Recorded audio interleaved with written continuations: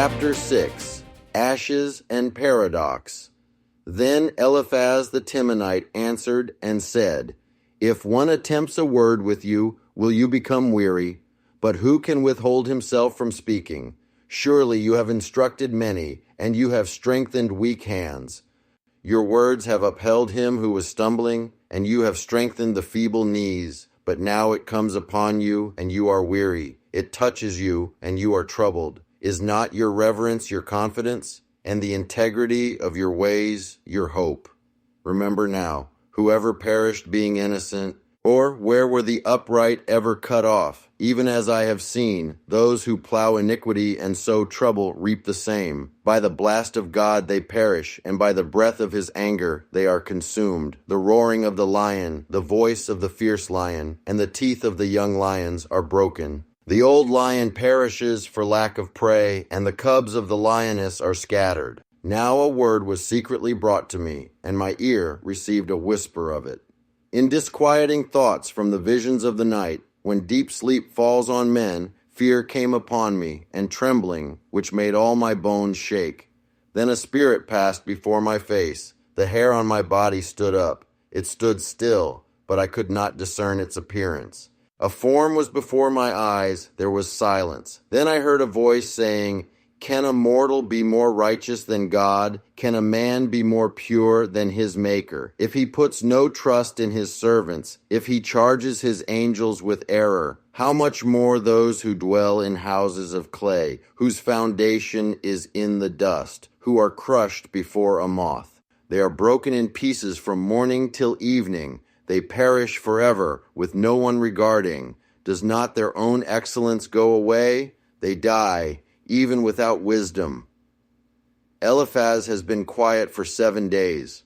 7 days of watching his cousin's son sit in the ashes, of saying nothing, of offering only presents where words would have been insults. And then Job opens his mouth and the darkness pours out.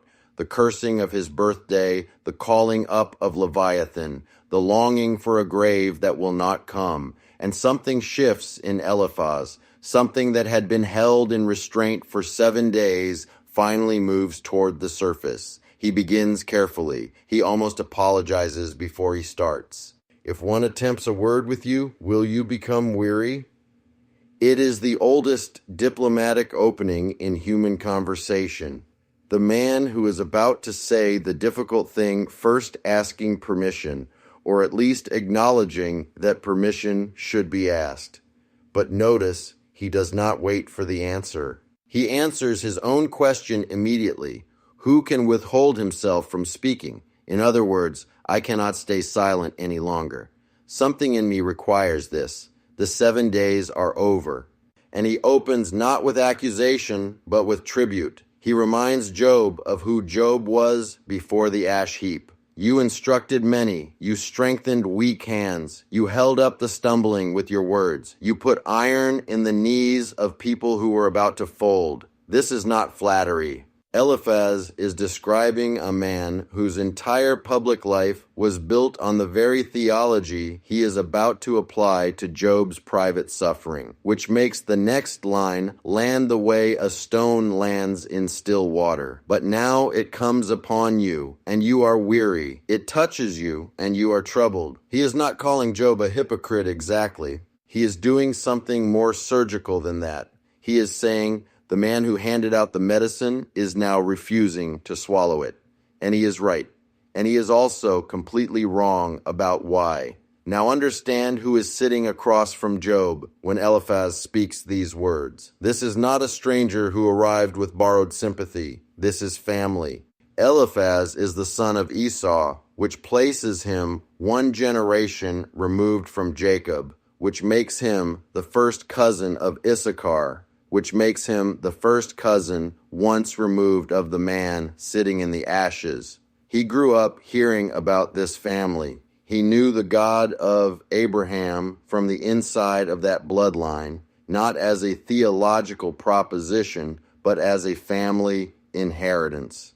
He would have known Job as a child. He would have watched him grow into the man of whom God boasted in heaven. And that is precisely what makes him the most dangerous instrument the adversary could choose for this moment. Job's wife had already failed. She came to him in the early hours of the devastation, when the grief was still raw and the ash was still warm, and she said what despair always says when it has given up: curse God and die. Job 2.9. It was a direct assault. It carried no disguise. And Job recognized it immediately, called it foolish, and held his ground. The frontal attack had been tried. It did not work, so the strategy shifted. What arrives next is not a sword. It is a mirror, held at the wrong angle by the one person whose words Job might actually receive. Because Eliphaz does not come to Job as an enemy. He comes as a mourner who tore his robe and threw dust in the air and sat on the ground for 7 days without asking anything in return.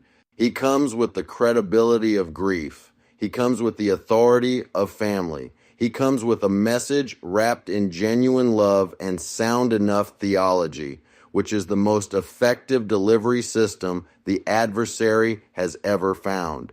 It is far easier to deflect a lie spoken by an enemy than a half-truth spoken by someone who wept with you for a week. And the half-truth Eliphaz carries is this: remember now, who ever perished being innocent, or where were the upright ever cut off? He builds his case on the ancient architecture of retributive theology, the idea that suffering is always downstream of sin, that the ledger of heaven balances itself in this life, that if you follow the wreckage backward, you will always find a fire someone lit. He has seen it, he says. He watched men plow iniquity and harvest exactly what they planted. He watched the lion's teeth break. He watched the old lion starve. The universe, in Eliphaz's understanding, is a moral accounting system, and Job's losses are an audit result. It is a theology that has enough scripture wrapped around it to seem authoritative. Galatians 6:7 says, "A man reaps what he sows."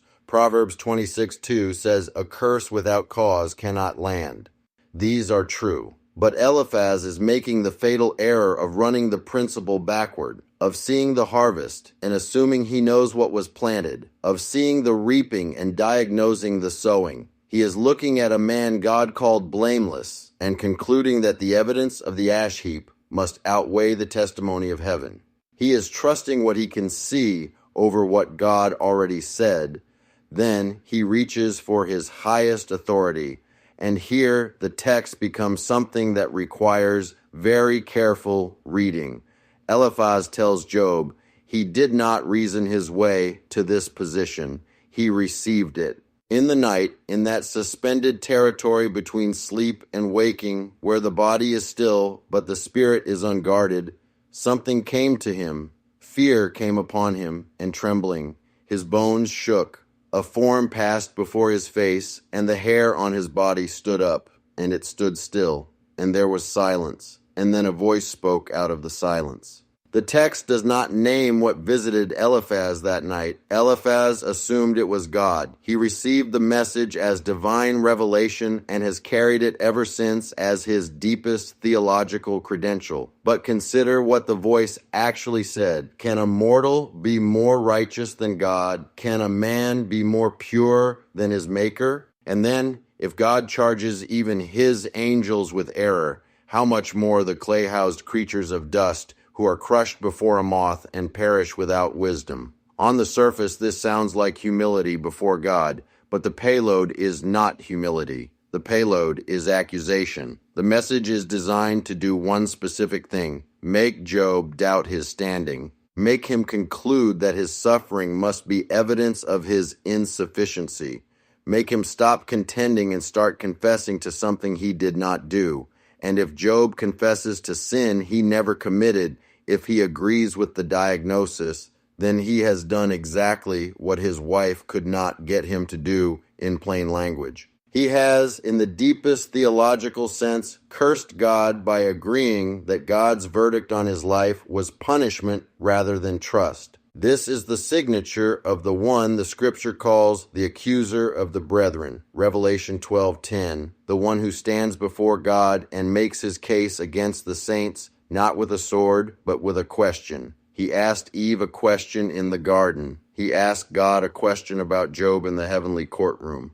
And now, through the mouth of a grieving cousin who genuinely believes he is helping, he is asking Job a question in the ash heap. Can a mortal be more righteous than God? It sounds like theology. It functions as a trap. Because if Job accepts the premise that his suffering proves his guilt, then the accuser has won not by defeating Job, but by getting Job to defeat himself. The advice is wrong, not because Eliphaz is wicked, but because he has mistaken the source of his revelation. A spirit that arrives in the dark and makes the bones shake and speaks in the register of accusation and brings a message designed to undermine a suffering man's confidence in his own standing before God. This is not the voice that spoke to Moses from the burning bush, or to Isaiah in the temple, or to Elijah under the juniper tree.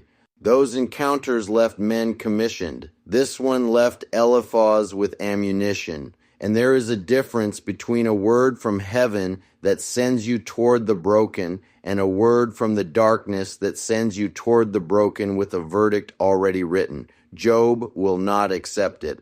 He cannot accept it because accepting it would require him to agree with a lie about himself that God has already publicly refused. And somewhere in the part of Job that is still standing, beneath the ash and the boils and the silence and the 7 days and the cousin's careful words, he knows that. He does not yet have language for what he knows, but he knows it. And that knowing is about to become the most important thing in the book.